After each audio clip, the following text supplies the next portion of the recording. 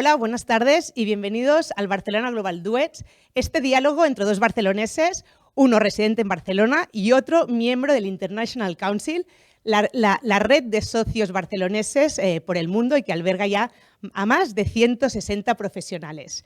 La sesión de hoy, una sesión que seguro que nos apasiona e interesa a la mayoría y por eso sois muchos los que os habéis conectados, abordará el tema del sueño y el envejecimiento saludable.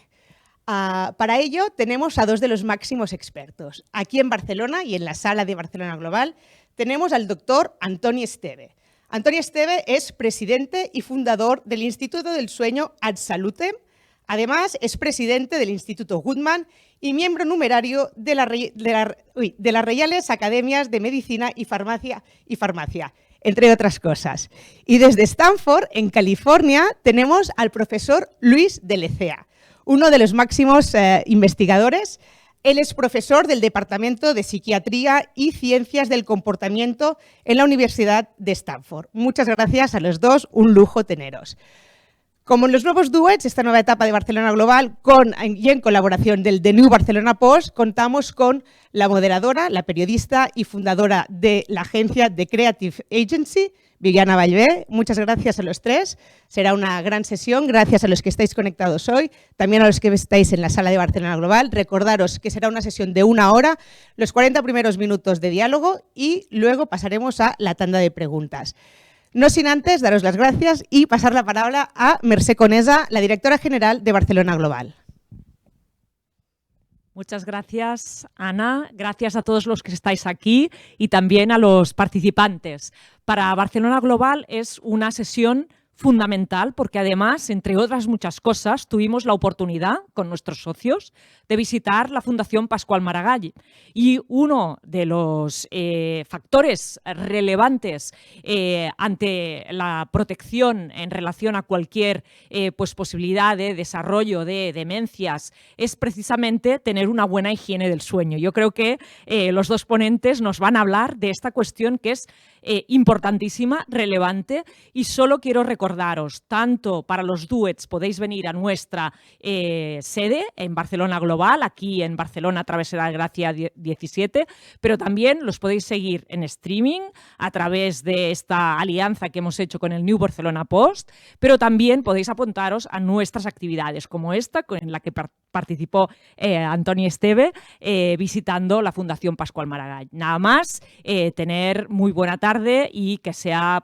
interesantísimo, como seguro va a ser este diálogo, este duets, de nuevo para todos nuestros socios, socias y aquellas personas que quieran acompañarnos. Gracias.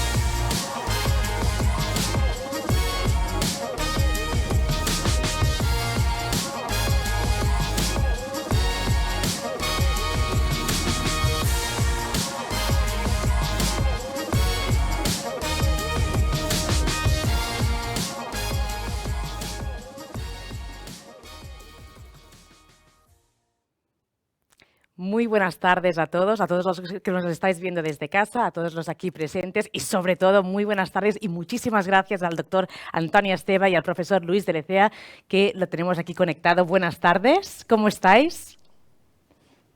Muy bien. Buenas tardes. Buenas tardes. Te oímos perfecto, Luis, y a la primera. Eso sí que es un milagro, porque normalmente con esas tecnologías no acostumbra a pasar. Muchísimas gracias. Nos hace mucha ilusión la sesión de hoy. Creo que lo comentábamos antes con Antoni, ¿no? Que decíamos que es un tema apasionante y que afecta a todo el mundo. Es decir, todo el mundo tiene un vínculo muy directo con el sueño y creo, ahora lo hablaremos, que cada vez somos más conscientes de la importancia que tiene.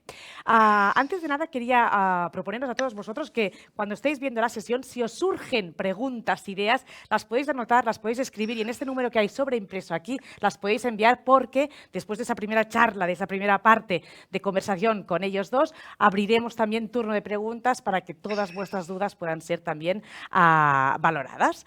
Así que nada, empezamos. Esa era mi primera pregunta, de hecho, ¿no? Y un poco la lanzo a los dos. ¿Somos conscientes de la importancia del sueño? Antoni. Gracias, Viviana. Primero de todo, si me lo permites, yo también estoy emocionado. Esto de compartir una sesión con el profesor del ECEA y amigo Luis, ¿verdad? Es un gran honor, puesto que ha sido de las personas un poco responsables de que en mi vida, en un momento determinado, haya decidido encaminar mis esfuerzos hacia la investigación y también desarrollo del conocimiento alrededor del sueño. O sea, él es en gran parte responsable. Hay una relación muy intensa. Estoy emocionado en compartir esta sesión con él, que es un gran sabio, un gran investigador y una entrañable persona. Mejor persona que investigador todavía. Imagínate. Y también gracias a Barcelona Global por la invitación a la iniciativa también en abordar un tema como el que vamos a tratar hoy. La pregunta es, ¿somos conscientes? Pues te diría que no, la respuesta es no, y de una forma contundente. Y tal vez los culpables seamos nosotros, los que estamos más del lado de la ciencia. ¿Por qué? Porque te diría así brevemente que el conocimiento que hoy tenemos alrededor del sueño es extraordinario. Sabemos mucho más de lo que sabía hace 20 años. Pero nos está costando mucho el trasladar este conocimiento a su aplicación. Su aplicación para la sociedad en general, pero también para los profesionales sanitarios, puesto que la relación entre sueño y salud es muy, muy estrecha. Por lo tanto, nos hemos de sentir como responsables de que esa traslación no se produzca de una forma más rápida y, por lo tanto, la sociedad en general, todos nosotros, seamos más conocedores y más conscientes de la importancia que tiene el dormir de forma saludable. Por lo tanto, más sesiones como estas, ¿no? Y más trasladar esa idea de esa importancia de dormir bien. Luis, ¿qué nos trasladas tú? Bueno, primero de todo, también agradecer a Barcelona Global y al doctor Esteve por compartir este espacio. Un honor también para mí. En cuanto a si somos conscientes o no, yo me remitiría al fundador de nuestro departamento, el doctor Demet, que fue el que descubrió el sueño REM. Le preguntaban muchas veces, ¿es importante el sueño? Y él decía, no, es esencial. Es una de las patas de la salud, así hablando claro. Y creo que no se ha reconocido como tal hasta relativamente, bueno, todavía falta mucho por hacer, yo creo que está bastante claro. Al tiempo que vemos que el descanso, el sueño es universal, todos los animales duermen. Y será por algo. También, como decía el doctor Rechtschaffen, si el sueño no sirve para nada, sería el mayor error de la evolución, ¿no? Porque todos los animales pasan por ello y se exponen evidentemente a la depredación y a otros riesgos que si no serían inútiles.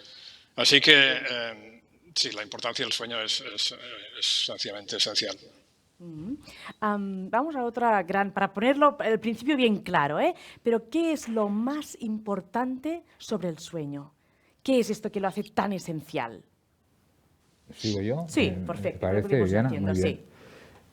No debemos olvidar que el sueño no es más que un estado fisiológico por el que pasamos cada día, en el que fundamentalmente quien toma el mando de nosotros es el cerebro. El cerebro es un órgano extremadamente inteligente y sabe cómo trabajar durante ese periodo que le dejamos en paz para que trabaje, ¿verdad? Lo aprovecha para hacer un repaso exhaustivo de nuestro buen funcionamiento, de arriba abajo. Y además cuida no solo que funcionemos bien orgánicamente, sino que además tengamos una personalidad y una capacidad intelectual óptima. De ellos también se cuida durante ese periodo, lo que llamamos el sueño, durante esas horas. Por lo tanto, el órgano, el cerebro, para acometer esa gran responsabilidad, ese gran compromiso con nosotros y cuidar de nosotros, tiene todo un ejercicio muy bien planificado. Por lo tanto como traicionemos al cerebro y el tiempo que dedicamos a dormir, pues estamos perjudicando el que el cerebro pueda cumplir con esa misión. Por lo tanto, ese es el eje fundamental, es decir, es un tiempo que el cerebro dispone para sí mismo y debemos proteger que pueda cuidar de todo ese tiempo para que, de una forma planificada, trabaje sobre el óptimo funcionamiento de nuestro organismo. Y óptimo funcionamiento no solo significa proteger nuestra salud y, por lo tanto, prevenir la salud, pero además hacer de nosotros unas mejores personas y unas personas, además, también más competentes. Por lo tanto, si no dormimos las, entiendo, 8 horas necesarias para que el cerebro haga ese trabajo, no estamos funcionando de forma óptima. Exactamente. Luis, ¿algún apunte? No, bueno, realmente ha sido un resumen magnífico. El por qué dormimos o por qué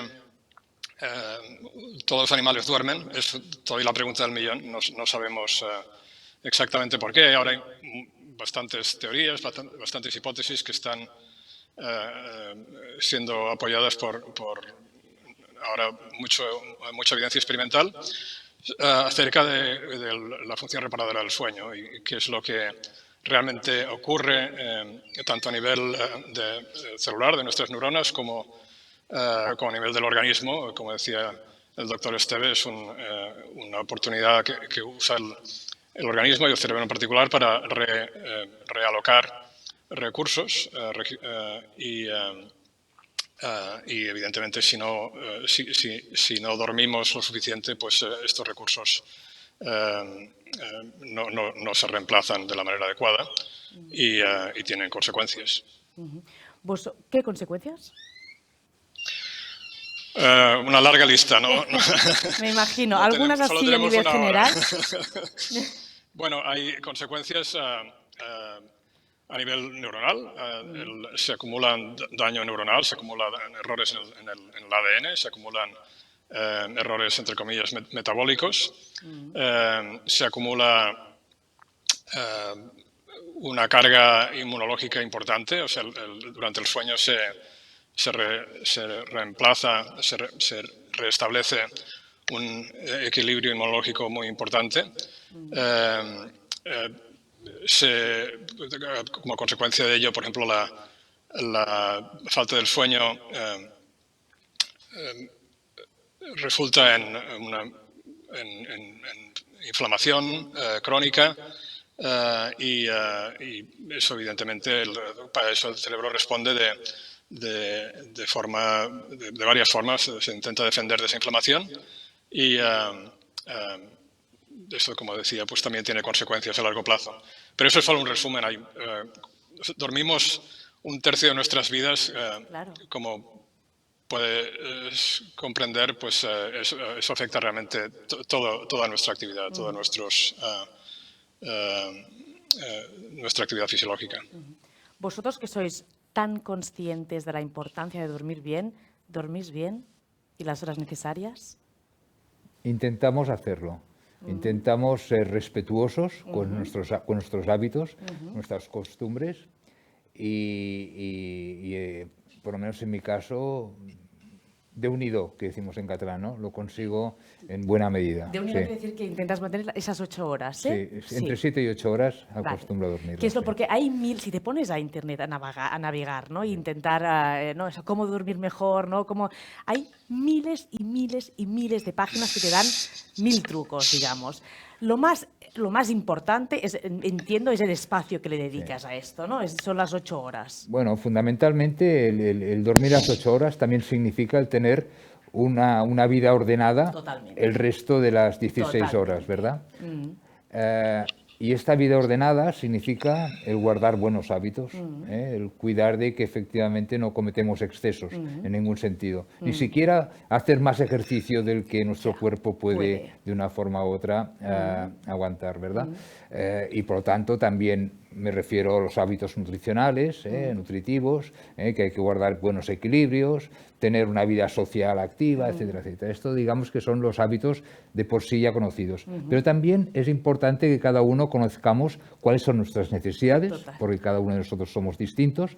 Y en segundo lugar, también cabe destacar lo importante que es que sepamos aplicar nuestras propias recetas a nuestras vidas, de acuerdo a nuestra personalidad, nuestra forma de ser, que en definitiva es nuestro fenotipo, ¿no? Por lo tanto, el que sepamos cómo nuestro organismo puede precisar de tener un buen funcionamiento durante el día será determinante para que cuando nos acostemos por la noche, pues conciliemos el sueño rápidamente y tengamos un sueño plácido durante las 7-8 horas. Plácido significa sin interrupciones, etcétera, etcétera. De hecho, es un pez que se muerde la cola, ¿no? Porque si tú tienes unas costumbres durante el día buenas y saludables, ¿no? Buena alimentación, deporte, aire libre, relaciones sociales y tal, seguramente dormirás mejor, ¿no? Y si duermes mejor, seguramente las otras actividades las llevarás también mejor a cabo, ¿no? O sea, que es un pez que es un círculo virtuoso o vicioso, si se produce no funciona en bien. dirección contraria. Si no funciona bien. Pero efectivamente, al final es lo que llamamos el ritmo circadiano, ¿no? Que debemos protegerlo. Exacto. Y debemos reconocerlo también, insisto en ello, para cada uno de nosotros, porque nuestro comportamiento es distinto. Quieres decir que cada uno de nosotros somos diferentes, ¿no? Y que no es lo mismo que la que te funciona que para mí. Exactamente. Luego, Luis, déjame preguntarte, ¿tú duermes bien y las horas suficientes? Yo sí duermo muy bien, pero es verdad que yo creo que el mayor enemigo del sueño, del buen sueño, digamos, es el estrés, ¿no? Y aprender a manejar el estrés es uno de los elementos fundamentales. Desde el punto de vista biológico tiene todo el sentido del mundo. Un animal está estresado cuando tiene un depredador detrás y evidentemente no es una buena idea ir a dormir cuando tienes un depredador detrás. Entonces, nuestro cuerpo, nuestro cerebro funciona exactamente igual. Un estrés significa que entre comillas, para el cerebro la vida corre peligro y evidentemente no es bueno ir a dormir. Con lo cual, es nuestro mecanismo de defensa de huida, ¿no? Para conciliar el sueño lo mejor posible, ser consciente de eso, de hecho. El principal tratamiento, la primera línea de tratamiento para el insomnio es la terapia cognitiva conductual para el insomnio. Y esta terapia, como acabáis de discutir, es personalizada. Cada persona tiene sus problemas y sus fantasmas, sus amenazas de la integridad del sueño, y se trata de corregirlas por varios métodos cognitivos, ¿no? Haciendo el paciente consciente de estos problemas. Claro, aquí hay dos temas, ¿no? Porque hay, por una parte, hay la gente consciente de que es importante dormir esas 8 horas, pero que luego no puedes dormir por estrés, por lo que sea. Es decir, que tú te pones, y hablo muy personalmente, porque yo soy consciente de la importancia de dormir bien, pero muchas veces el trabajo, ¿no? la carga, digamos, de estrés que llevas encima no permiten que, aunque te pongas a la cama, puedas dormir. Y luego hay la gente que no le da la importancia y que dicen, porque hay mucha gente, seguro que todos conocemos, ¿no? Pero que con 5 y 6 horas tiran, ¿no? Y que a ellos les va bien, porque eso existe mucho. Yo me he encontrado en muchas conversaciones donde te dicen, no, yo con 5 horas, dormir está sobrevalorado, ¿no? O sea, yo con 5 horas tiro. Hay esas dos casuísticas, ¿no? Hay la gente que no respeta las horas y la gente que, que quiere respetarlas, no consigue dormir. ¿Es todo fatal? Bueno, y hay que insisto, hay que intentar reconocer qué es lo que uno necesita, qué es lo que le llevará al buen funcionamiento. Respecto, estamos hablando que dormir entre 7 y 9 horas son lo que consideramos el sueño saludable, ¿verdad? Sin embargo, es como una curva de Gauss, ¿verdad? Siempre hay los extremos. Y hay personas que efectivamente están localizadas en esos extremos. Si lo reconocen y sin embargo es suficiente para ellos dormir entre 5 y 6 horas, es muy extraño, es muy extraordinario, pero bueno, pues esta persona pues cabe respetar esto y seguramente es lo que, si lo gestiona bien, es lo que le llevará a mantener una buena salud. Si me permites, Viviana, muy brevemente recuerdo al también barceloní, el doctor Valentí Fuster, ¿no? Valentí Fuster es un cardiólogo, conocido cardiólogo por todos, que hasta hace muy poco tiempo estaba absolutamente orgulloso, y así lo explicaba a en voz alta, ¿verdad?, de que él con 4 horas pues ya le sobraban, ¿no? Y el resto lo podía dedicar a trabajar, ¿no? Y se enorgullecía de qué manera de que él solo necesitaba 4 horas. Bueno, recientemente el doctor Fuster pues, participó en un estudio prospectivo aquí sobre el riesgo cardiovascular, ¿no?, digamos, de la falta de sueño. Y las conclusiones a las que llegó fueron tan determinantes que a partir de hoy, bueno, a partir de entonces, digo, se convirtió en el embajador más importante que tenemos sobre la necesidad de dormir a las horas precisas y de forma saludable. Por lo tanto, él se arrepiente, y mira que es mayor y se mantiene una gran actividad, pero se ha convertido en el gran embajador, ¿no? Fruto de la ciencia, ¿no?, de la investigación que llevó a cabo con 4.000 voluntarios sanos, precisamente aquí en España. ¿Dónde hay mejores hábitos de dormir? ¿En España o en Estados Unidos? ¿Qué diríais? Esto probablemente Luis lo conoce Luis, bien esto. ¿cómo estamos? A ver, en comparación. Yo no creo que haya ningún estudio que compare la calidad del sueño en España y en Estados Unidos. No creo que exista. Vale, no existe, ok. Vale, mientras... Lo que sí es cierto, de todas maneras, Viviana, es de que probablemente para Luis, ¿no?, desde Stanford, es ya bastante habitual que de forma pública se hable sobre la importancia que tiene el sueño en la vida de las personas, ¿verdad? Y esto ya es de una forma ya establecida incluso culturalmente. Aquí en España todavía nos queda mucho por recorrer, ¿verdad? Y en este sentido, pues yo veo que en Estados Unidos van por delante.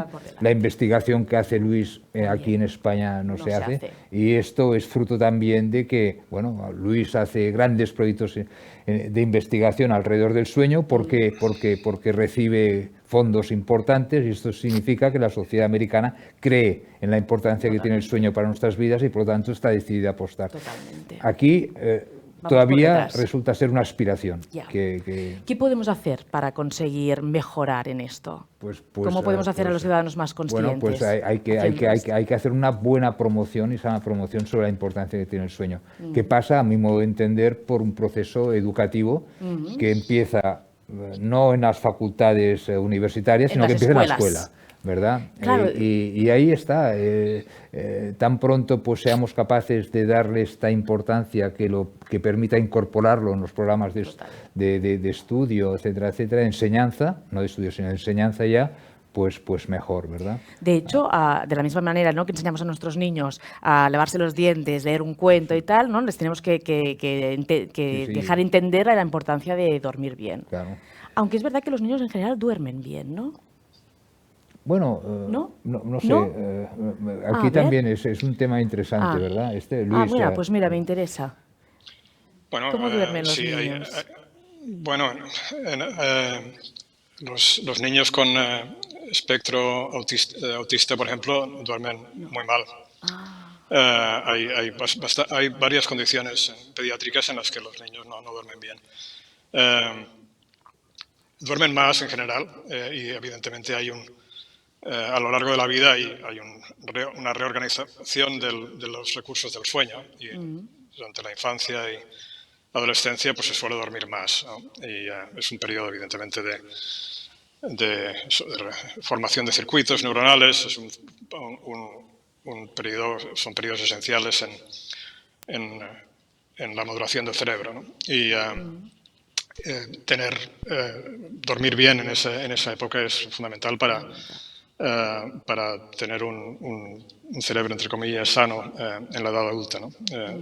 Hay muchos estudios ahora que lo demuestran en ese sentido. Porque yo pensaba que o sea, bueno, duermen más los niños. No sé si duermen mejor, pero más sí que duermen, más horas, ¿no? Y a medida que nos hacemos mayores, dormimos menos. ¿Por qué? ¿Lo necesitamos menos o es que nos cuesta más, sencillamente? Mira, para responderte, hagamos el símil de que el sueño también es como, me gusta llamarle una fuente de vitalidad, ¿verdad? Ajá. Es una fuente de vitalidad, tanto cuando somos jóvenes, en la etapa de niños, incluso, así como cuando somos adultos. Esta fuente de vitalidad debe ser más intensa en la juventud, porque debemos dedicar recursos al crecimiento, al desarrollo, ¿no? Claro. Las conexiones neuronales que apuntaba Luis, así como el desarrollo de nuestros órganos, nuestro esqueleto, etcétera, etcétera. Por lo tanto, el tiempo que precisa el cerebro, que es el órgano de referencia, ¿verdad? Sí, sí, sí. Para asegurar que tenemos un crecimiento óptimo, lo ejerce durante el sueño. De hecho, es cuando se libera la hormona de crecimiento durante el sueño, ¿no? Es cuando el cerebro regula la liberación de la hormona de crecimiento, que es la hormona determinante, dando la señal de que debemos crecer, ¿no? Y a eso pues el cuerpo propone, ¿no? De mayores, esta fuente de vitalidad es igualmente importante, pero seguramente no debe ser tan intensa como en la etapa primaria, y en nuestra vida, pero sigue siendo fuente de vitalidad. Vale, o sea, y que sigue siendo posiblemente importante. allí nos lleva a que debemos cuidar el sueño para que esa fuente de vitalidad se mantenga, Claro. y por lo tanto condicione de forma positiva nuestro proceso de envejecimiento. Claro, es decir, Si como mejor... anulamos a la fuente de vitalidad, pues envejeceremos más rápido. Eso, Así de claro. como mejor dormimos, mejor envejeceremos. Mejor Correcto. envejeceremos. Y Más años y de mejor calidad. Y eso la relación es directa, Bueno, esto directa. es ciencia pura. Es decir, esto es conocimiento científico, no Vale. es que lo diga para promocionar Sí, el sí, sueño, sí, ahora sí, que estamos hablando del sueño, sino porque es así. Ya. Y esto sí que está Claro, demostrado. eso sí que es básico de divulgar, ¿no? De dar a conocer, ¿no? Porque seguramente se habla mucho de la comida, se habla mucho del deporte, se habla mucho del aire, de la importancia del aire limpio y no tanto seguramente, ¿no? Del dormir bien para envejecer bien. Luis, de todas maneras, es un experto en esta materia. Pues, Luis, y por favor, creo que ilústranos. seguro que un apunte sobre... No, bueno, lo has descrito muy bien. El cerebro adulto y el cerebro que envejece pues, se vuelve menos plástico y se adapta peor a las circunstancias y hay componentes celulares que impiden esa adaptación. Y si logramos restituir el sueño en animales y en personas mayores, la calidad cognitiva, la calidad cardiovascular, la eficiencia cardiovascular, muchos factores mejoran. O sea que no es que se necesite menos, es que realmente son mecanismos para compensar deficiencias que se acumulan con la edad. Por lo tanto, eso que dicen, ¿no? Que la importancia de mantenerte activo según te haces mayor, ¿no? Leer, trabajar, estimularte, es tan importante como la de después descansar para regenerarte, ¿sí? Es exactamente igual de importante. Absolutamente. Yo diría, volvería al símil del estrés. Cuando padecemos estrés, cuando nos hacemos mayores y padecemos estrés, el organismo se adapta pues, peor a la idea de tener que huir de un depredador, digamos. Claro. ¿No? Y el estrés hace muchísimo daño a medida que envejecemos, porque el cerebro está menos dispuesto a ese tipo de situaciones. Y es esencial restablecer, reconstituir lo máximo posible, evidentemente cuanto más mayores nos hacemos. Cuando dices se adapta peor, ¿qué quiere decir exactamente? ¿Que no reacciona bien? ¿Qué quiere decir? Bueno, con la edad pues tenemos menos flexibilidad neuronal, ¿no? Los circuitos se vuelven más rígidos, por así decirlo, ¿no? Más rígidos. Y entonces responden peor, tienen menos recursos para reaccionar a determinadas situaciones.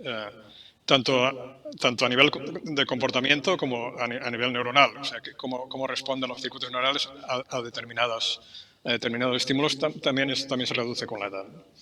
Y esto es porque se acumulan daños, se reducen. Bueno, hay varios mecanismos celulares y moleculares implicados que estamos describiendo. Eso en general pasa, ¿no? Cuando te haces mayor. Y luego la manera de compensarlo es dormir bien. ¿Sí? Has explicado sencillamente, para los que no somos científicos. Sí. Pasa que también, yo recogiendo el apunte que ha hecho Marcé, ¿verdad?, en su introducción, estamos muy cerquita de un centro pionero en la investigación sobre cuáles son los agentes causales de Alzheimer, en este caso, ¿no? Una demencia con una prevalencia enorme, ¿verdad? La Fundación Pascual Maragall lo que se dedica es a estudiar qué es aquello que daña a un cerebro sano. La Fundación no trabaja con enfermos, digamos, sino que trabaja con individuos voluntarios sanos e intenta determinar cuál es aquel elemento que pasa a este personaje, a esta persona a lo largo del tiempo que puede provocar Alzheimer, ¿no? Y recientemente hicieron un anuncio que yo creo que es extraordinario y viene de aquí, de cerquita, de la Fundación, ¿no? Anunciando que efectivamente de aquellos, digamos, factores modificables, el sueño es el número uno. El número uno. Esto significa, como apuntaba Luis, ¿no? De que la correlación entre sueño y enfermedad neurodegenerativa es un sí o sí. Ya lo sabemos. Dormimos peor, tenemos una exposición mayor a sufrir una enfermedad neurodegenerativa. Clave. Es así. ¿Cuánta gente sufre problemas de dormir? ¿Sabemos? ¿Tenemos datos? La prevalencia es muy alta, es alarmantemente alta. Hay dos elementos que suponen riesgos, a mi modo de entender, de salud pública, ¿no? Una es, digamos, la calidad del sueño en nuestra sociedad y que además continúa empeorando a lo largo del tiempo. Hemos perdido unos 30 minutos de sueño en 50 años, ¿no? O 60 años, lo cual es una barbaridad, por lo que os explicaba antes, ¿no? De que estamos impidiendo a que nuestro cerebro trabaje adecuadamente durante la noche para protegernos, tal cual. Y en segundo lugar es de que no le prestamos atención cuando existe el problema de sueño para solucionarlo, para intentar recuperar el sueño saludable. Y cuando lo hacemos no disponemos ni del conocimiento para hacer un buen diagnóstico del por qué estamos durmiendo con una mala calidad del sueño, o incluso frente a una situación donde, digamos, el problema persiste, es aquello, doctor, que no duermo bien, a la primera, a la segunda, a la tercera, no nos queda otro remedio, digamos, de la perspectiva asistencial, que prescribir un medicamento que de una forma u otra debe ser una solución, ¿verdad?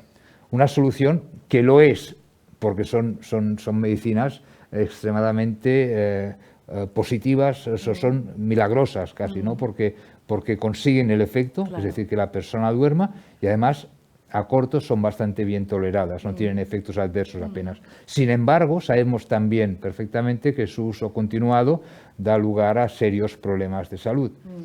Y esto, pues, significa el segundo problema de salud pública. Claro. Una, la falta de sueño, y la otra, que no lo abordamos médicamente suficientemente bien.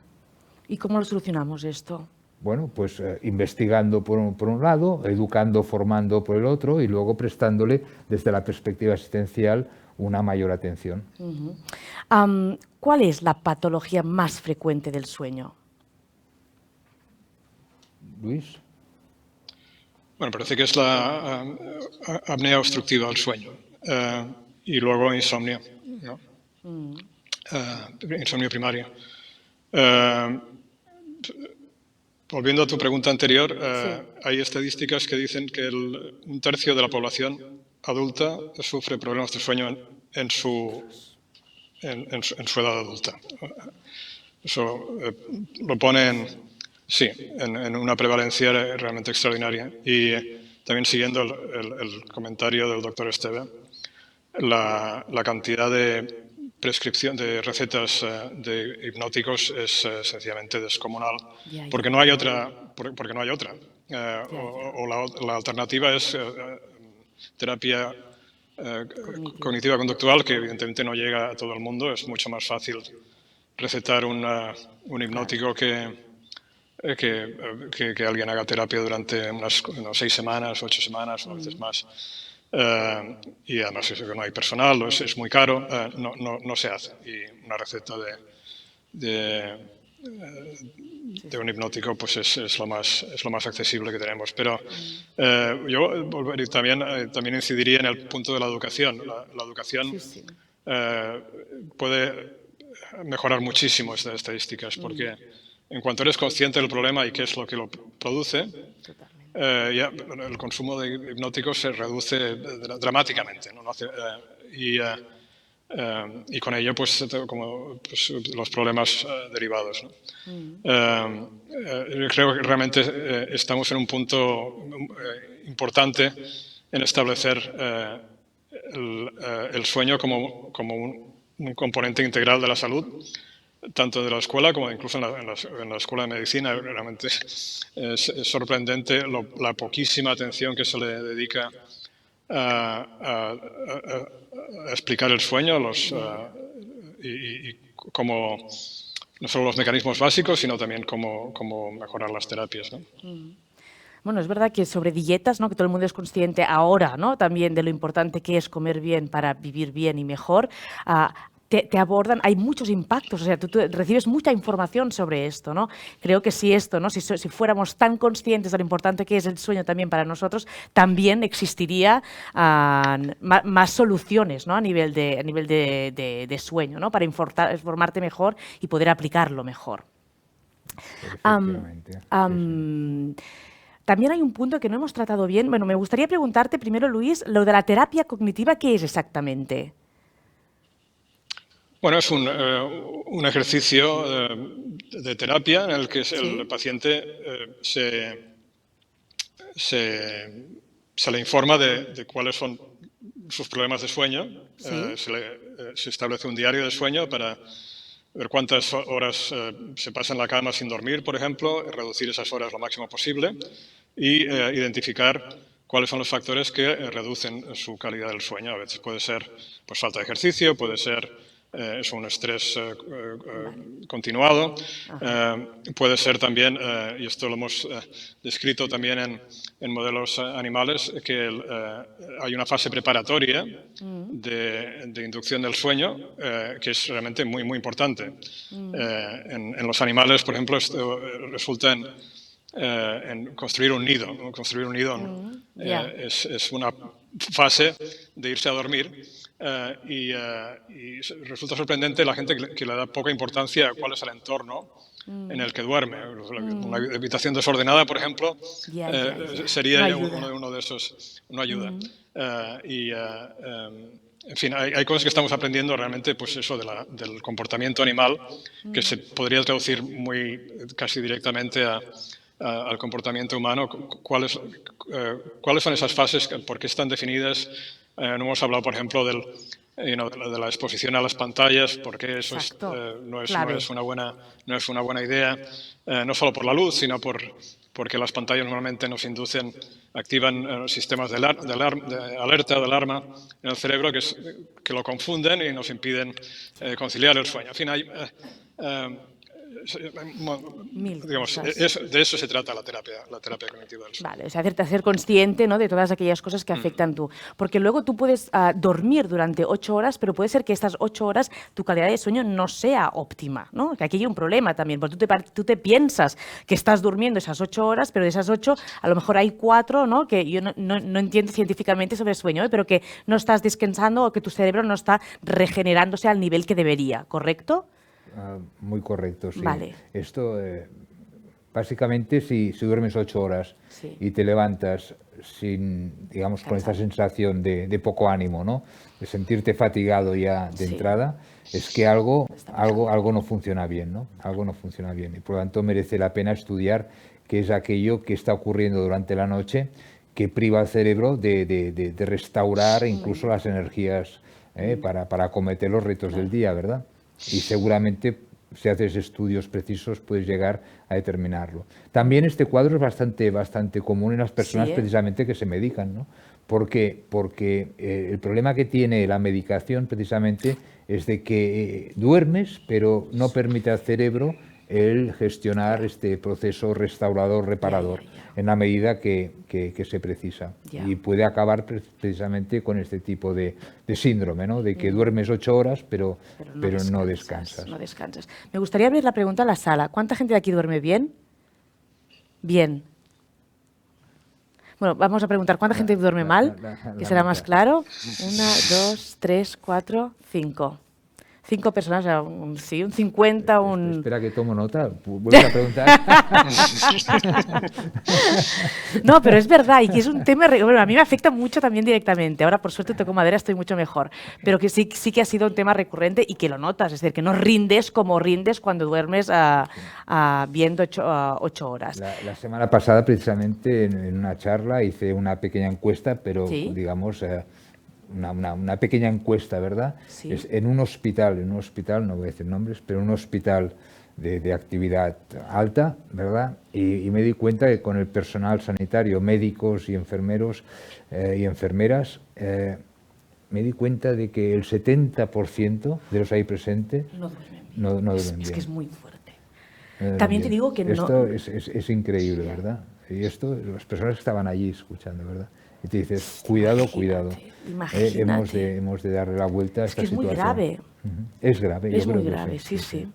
70% de gente que Sí, en sí. teoría sabe que es Bueno, importante y dormir que está, bien. lógicamente, atendiendo a personal pues que con la salud comprometida, que Claro, en claro. una, digamos, una actividad profesional muy delicada.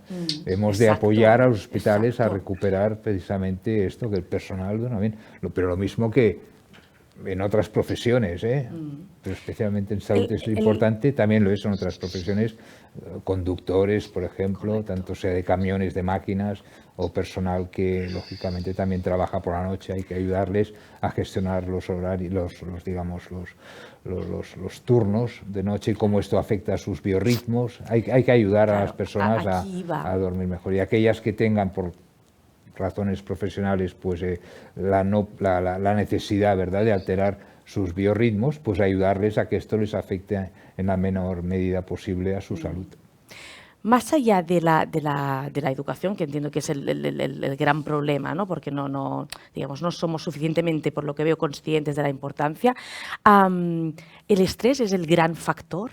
¿Es el gran factor de que nos deja dormir ni las horas que queremos, ni con la calidad que queremos, ni el tiempo que queremos, digamos? Sí. El estrés. El Sí, estrés, eso que lo apuntaba apuntaba Luis Luis. muy bien, y yo estoy también absolutamente de acuerdo con lo que él decía. Luis, te iba a decir, tienes casi acento americano ya, ¿eh? Tanto tiempo. Hace 30 años aquí. Imagínate, sí, sí. Pero también te diré, ahora ¿Sí? que hablamos de Luis ¿Sí? en su etapa en Estados Unidos, es que Luis es un gran personaje. Es de las ¿En qué personas, sentido? ¿En qué sentido? no, es de los investigadores más reconocidos en todo el mundo sobre por qué dormimos y las consecuencias precisamente que tiene el sueño en el envejecimiento. Es un investigador nato, es una persona inquieta, y yo cuando tengo la suerte de visitarle en San Francisco, alucino siempre de cuando me explica con pasión lo que lleva entre manos. Es extraordinario. ¿Colaboráis juntos? Sí, Sí. sí, menos de lo que me gustaría a mí. Ya. Y él seguramente pensará lo suficiente. No, seguro que no. Seguro que no. ¿Vamos a hacer una sociedad más saludable gracias a los avances científicos? Bueno, Pregunto, ahí sí. están. Las estadísticas también lo establecen así. Hemos ganado cerca de, creo que son 30 años de expectativa de vida en los últimos 60 años. Ahora no me quiero equivocar, igual digo, perdón si me equivocara. Hemos ganado una gran, digamos, cantidad de años a vivir cosas que, o sea, años que nuestros antepasados no habían tenido la oportunidad de hacerlo, ¿verdad? Sin embargo, también sabemos de que esos años de más que vivimos no necesariamente significa que los vivamos en mejor estado de salud. Por lo tanto, tenemos mucho camino por recorrer, no tan solo para mantener, digamos, que efectivamente la ciencia permita vivir más años, sino sobre todo que estos años de más los podamos vivir en mejores condiciones. Y el sueño aquí Y juega aquí un papel estamos, primordial. yo creo que bueno, uno de los elementos que más me apasiona a mí personalmente es precisamente el que nos brindamos la oportunidad de que nuestra sociedad pueda vivir esos años de más, siendo además más productivos y por tanto dando respuesta a un problema que se nos crea de sostenibilidad incluso económica, como los jóvenes van a tener que ser capaces de mantenernos a nosotros cuando lleguemos a una etapa ya digamos, de baja o nula productividad. Y por lo tanto, cuanto más alarguemos esa vida activa, pues más estaremos ayudando para que la sociedad de futuro sea sostenible. ¿Barcelona es una ciudad pionera en el ámbito de la ciencia? Sin lugar a dudas. Otra cosa es que se nos reconozca y otra cosa es de que esto todavía sea foco de atracción para que la gente Venga aquí, científica venga aquí y nos considere como un hub, un espacio donde realmente merece la pena el dedicar incluso sus vidas.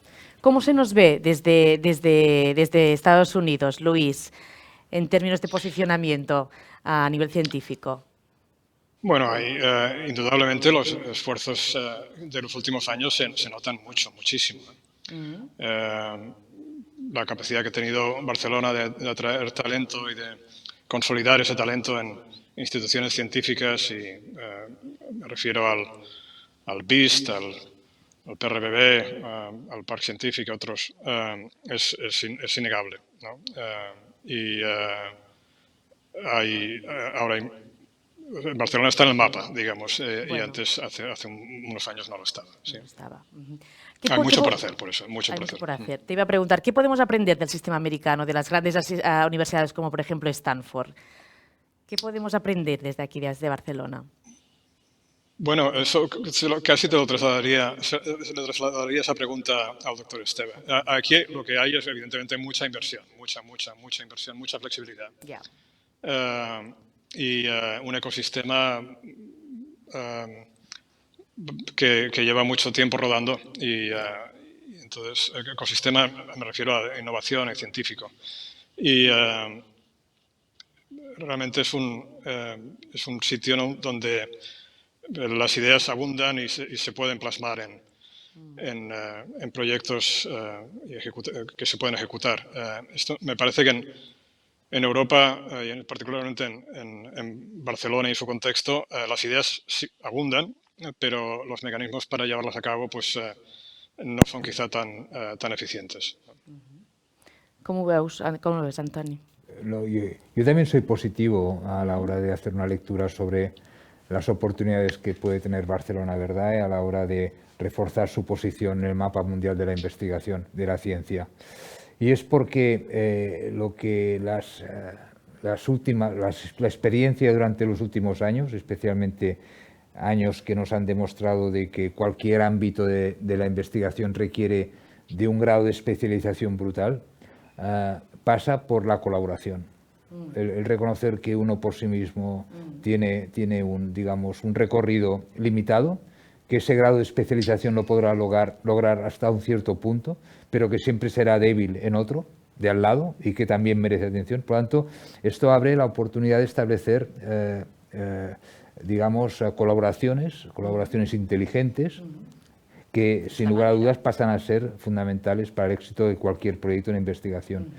Y en colaboraciones yo creo que se pueden brindar grandes oportunidades para el sistema de investigación y ciencia de aquí, en este caso de Barcelona. Yo recuerdo incluso hace años ya con Luis hablábamos de cómo podíamos hermanar de una forma inteligente a Stanford con la Universidad de Barcelona. ¿Recuerdas, Luis, verdad?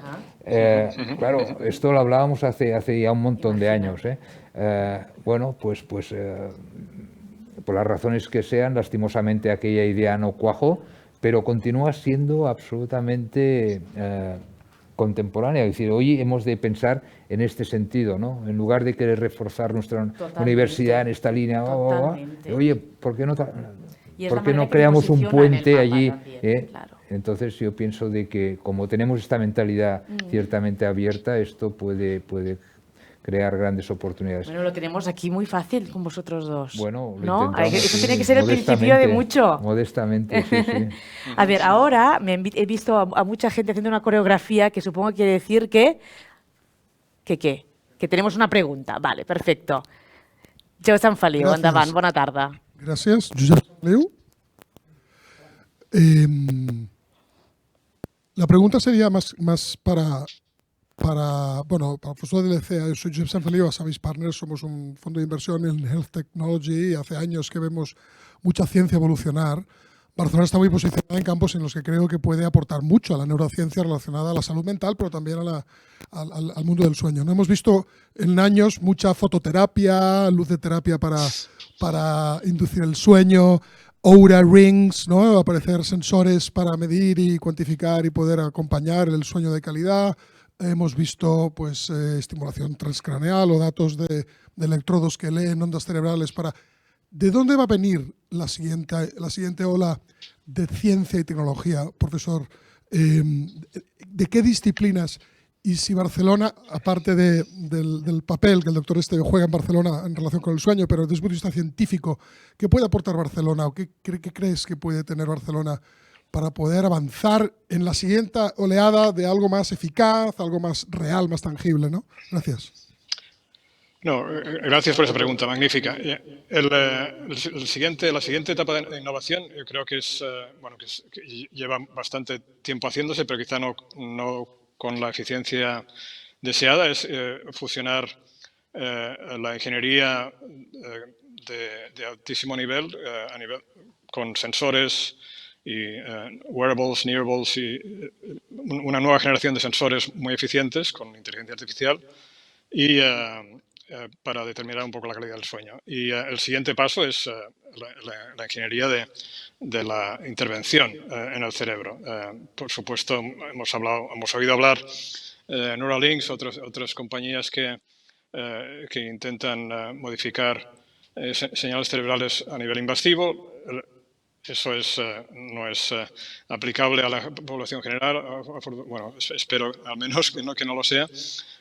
Pero sí hay técnicas no invasivas que creo que todavía que necesitan mucho desarrollo, y eso yo creo que es donde va a estar la siguiente ola de innovación en el sueño.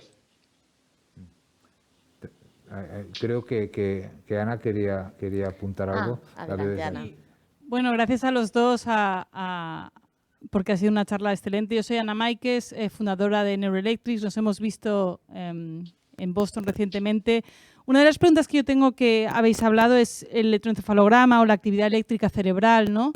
Es verdad que si tú duermes mal vas a tener más probabilidades de desarrollar Alzheimer y enfermedades neurodegenerativas. Yo quiero saber desde el punto de vista científico los biomarcadores, ¿no?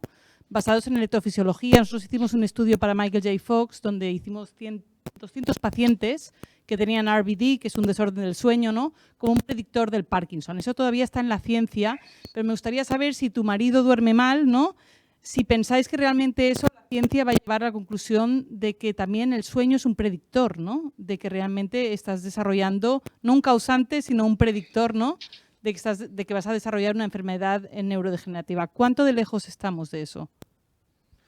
Bien, has puesto un ejemplo muy interesante, ¿no? Que es digamos, el impulso que está dando la Fundación Michael J. Fox en materia de estudiar el Parkinson, ¿no? Y determina que efectivamente hay un trastorno del sueño en la fase REM, el RBD, que es digamos, un comportamiento, una parasomnia anómala en esa fase del sueño, en la fase REM, ¿no?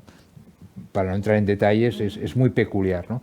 Y efectivamente, cuando identificamos un paciente con este tipo de trastorno, pues ya hacemos la sospecha, que no es una sospecha, es casi una certeza, que esta persona desarrollará Parkinson al cabo de 10 o 15 años. Es decir, estamos definiendo un estado prodrómico del Parkinson. Y de hecho en Barcelona estamos llevando, y Barcelona Global nos está ayudando a la difusión de esta encuesta, ¿no? Extraordinario. Y apunta hacia esto que menciona Ana, ¿no? Como el sueño y digamos, las alteraciones del sueño pueden suponer o resultar un marcador, un biomarcador de alguna enfermedad que está latente o está ya presente, ¿verdad? Y en este sentido, mi modesta respuesta es sí, hemos de ir entendiendo efectivamente cómo correlacionamos trastornos del sueño con la presencia o futura presencia de alguna enfermedad. Parkinson es un caso concreto, pero otras enfermedades neurodegenerativas ya nos permiten hacer este tipo de prediagnósticos. Esto es brutal para la investigación biomédica, ¿verdad? Porque el poder determinar estos estados prodrómicos te permite también desarrollar un tipo de investigación mucho más completa de lo que supone el empezar a investigar el Parkinson, por ejemplo, cuando una persona ya muestra sus síntomas, es decir, que la enfermedad ya está establecida.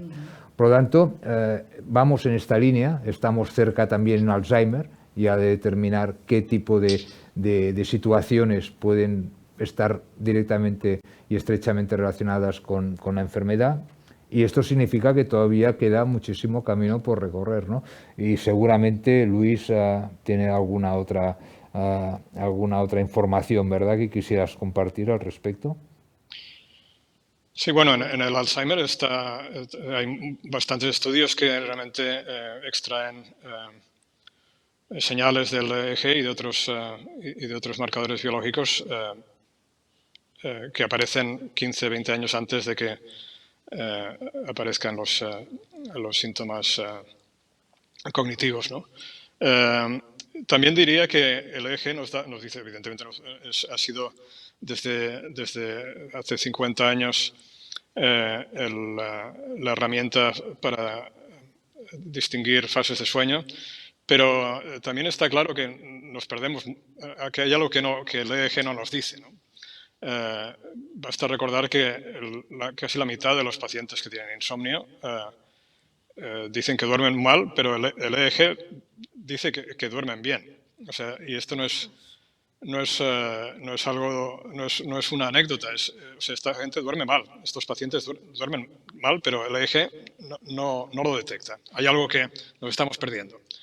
Y hay mucha investigación ahora al respecto. ¿Qué otros biomarcadores podemos extraer de muestras biológicas? Puede ser de otro tipo de muestras biológicas que nos permitan realmente identificar estos pacientes, estas patologías del sueño que también muy probablemente reflejen patologías neuronales subyacentes. Voy con algunas preguntas que nos han llegado de todos la gente que nos está mirando desde casa. María Ramírez nos dice, ¿qué relación existe entre el sueño y la migraña? ¿Por qué se me pasa la migraña durmiendo? Bueno, pues la respuesta sencilla es también cuando pensamos cuál es la razón por la cual dormimos, ¿verdad? Y por qué el cerebro es amo y señor de esa fase y cómo de una forma u otra debe poder cuidar de sus propios trastornos, en este caso la migraña, ¿no? Bueno, la correlación exacta puede estar derivada de la presencia de ciertos neurotransmisores que efectivamente desencadenan la migraña. Pero teniendo en cuenta de que efectivamente el cerebro no es más que, digamos, que unos circuitos que funcionan de una forma muy precisa y que tenemos un sistema para cuidar del buen funcionamiento y de intentar acometer aquellos desperfectos o situaciones que el propio cerebro está comprometida, que es la plasticidad que apuntaba Luis, pues efectivamente la relación entre sueño y migraña es directa y seguramente el que es un estudioso precisamente de esta funcionalidad cerebral estará en mejor, si quieres explicarlo de alguna forma más entendible, ¿no? Bueno, que yo fuera capaz. Sí. No, esa es una muy buena explicación. Los mecanismos neurológicos de la migraña varían, depende del tipo de migraña, pero digamos que hay como decíamos, una reallocation, una redistribución de los recursos neuronales durante el sueño y digamos, una de las fuentes de la migraña es uno de esos nodos que se redistribuyen, ¿no? Entonces, puede pasar. Sí. Verónica. Hola, Verónica Escudero. Yo quería preguntar si existe ahora ya en el mercado, si puedo hacer una pregunta en dos fases, si existe en el mercado algún tipo de neuroestimulación no invasiva, por ejemplo, que vosotros hayáis visto que ayuda a modular el sistema nervioso de forma que reduce un poco esta reactividad de alguna manera y contribuye a mejorar el sueño. Y mi segunda pregunta sería si estos wearables como el Oura Ring, ¿dónde va toda esa información? O sea, estamos pagando por hacer uso de un servicio y toda esa data, ¿no? ¿Quién se está beneficiando de toda esa información respecto a todos los que lo llevamos y soñamos o dormimos cada noche? ¿Dónde se está recogiendo y cómo podríamos beneficiarnos de toda esa información el usuario final? Y esas son esas dos. Gracias. Gracias, Verónica. Bueno, en cuanto a estimulación transcraneal, no sé, Luis, tú conoces bien porque colaboras con algunas iniciativas y también está aquí Ana, que también sabe un montón en este aspecto, ¿no? Dices... hay muchas compañías que están en ello, muchas, ¿no? Ahora es una especie de explosión en este campo intervención por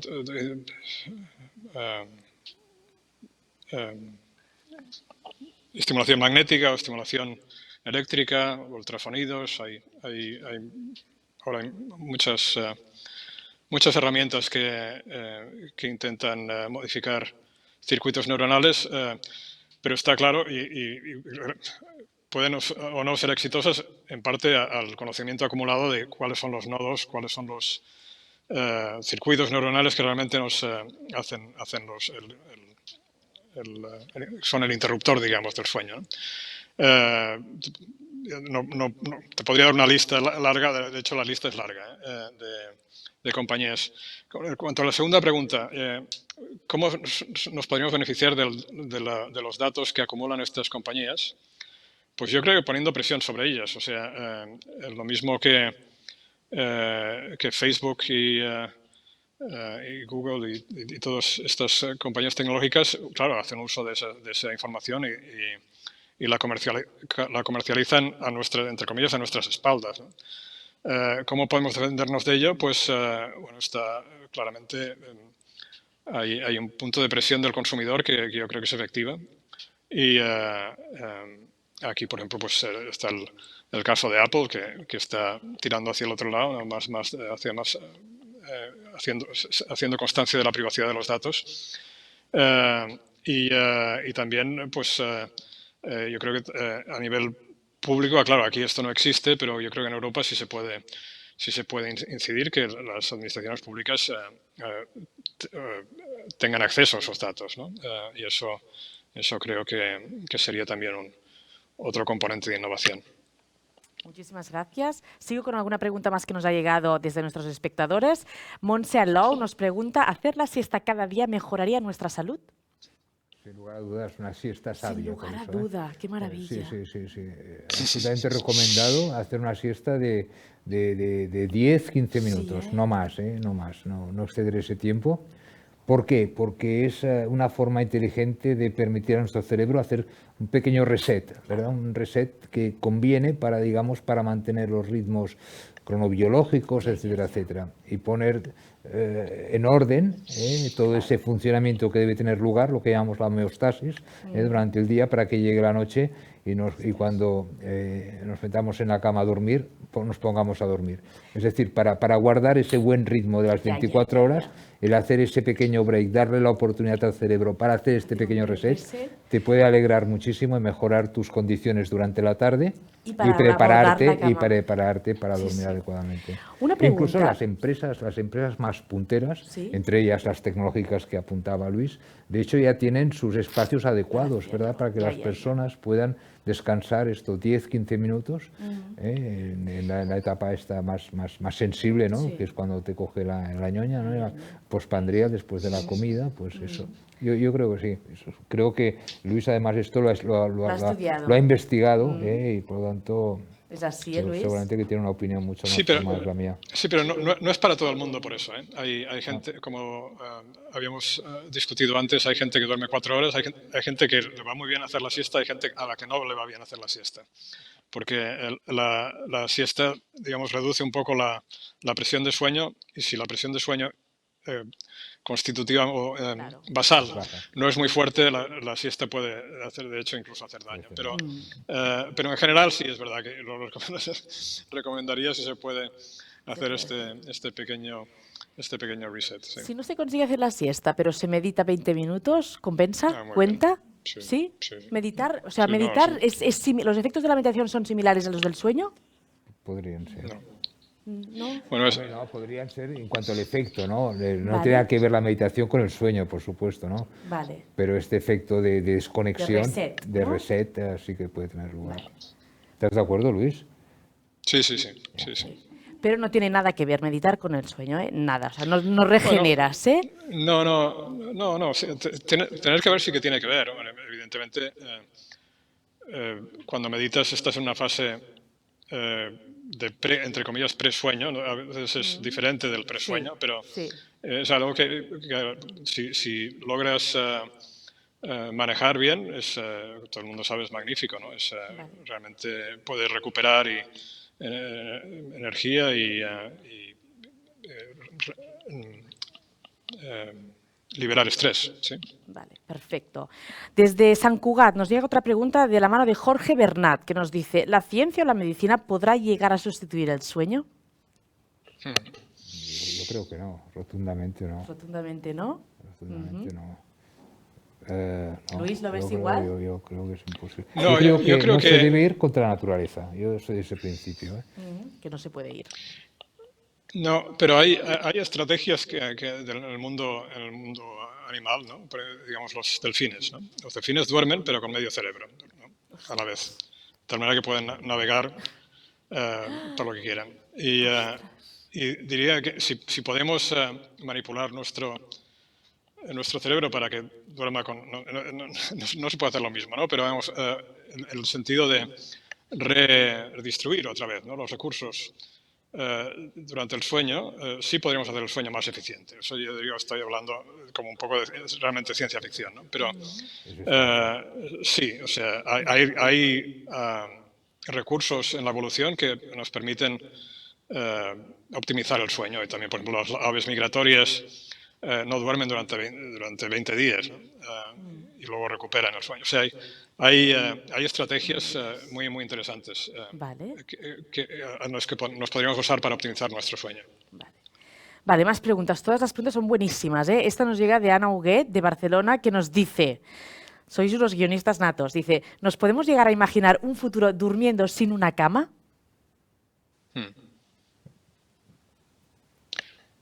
Stanford, esto es desde Stanford. Esto es Stanford. A mí se me escapa. Esto sí se podría, pero ahí yo creo no lo recomiendo, porque hay una parte del componente de sueño que es, bueno, yo diría que vamos a dejarlo ahí. Yo no lo recomiendo. Yo creo que se podría, pero no lo recomiendo. Pero no lo recomendamos. Podría ser, pero desde aquí no lo recomendamos. De acuerdo. Joan Solsona, desde Sant Just, nos dice, ¿qué consejos, y supongo que ¿no? nos podrías dar para dormir mejor? ¿no? Eso supongo que es más clínico, pero una lista de consejos, digamos que... Bueno, esto es lo que antes apuntaba a Luis, ¿no? Cuando hablaba de la higiene del sueño, ¿no? Aquellas, digamos, lo que se utiliza en la terapia cognitivo-conductual, pues para ayudar a que las personas, pues de una forma u otra, respondan a esos hábitos que nos parecen saludables para el sueño, ¿no? Y esto es, bueno, nos podríamos pasar un buen rato, pero efectivamente existe un decálogo que merece la pena consultarlo, que está en internet, es público, de acceso público, pero es muy sencillo, ¿eh? Al final pasa siempre por mantener esos buenos hábitos, que corresponde a una nutrición equilibrada, corresponde a hacer el ejercicio adecuado, evitar el estrés, socializar, tener un habitáculo adecuado, no utilizar de forma exagerada las tecnologías o de forma adecuada, etcétera, etcétera. Temperatura de la habitación, Temperatura de la habitación, la siesta para algunas personas, la mayoría. Fantástico. Lo sabemos todos, pero siempre es importante refrescarlo. ¿Alguna cosita más? No, me dicen ya stop porque vamos pasados de tiempo. Pues nada, no me queda nada más que agradeceros muchísimo, muchísimo a los dos esa súper charla, porque ha sido muy interesante, creo que por todos, desde aquí, los que estáis conectados desde casa y también los presentes aquí en la mesa. Muchísimas gracias a todos por vuestro tiempo y espero reencontrarnos muy pronto. Muchísimas gracias. Gracias. Gracias a vosotros. Chao.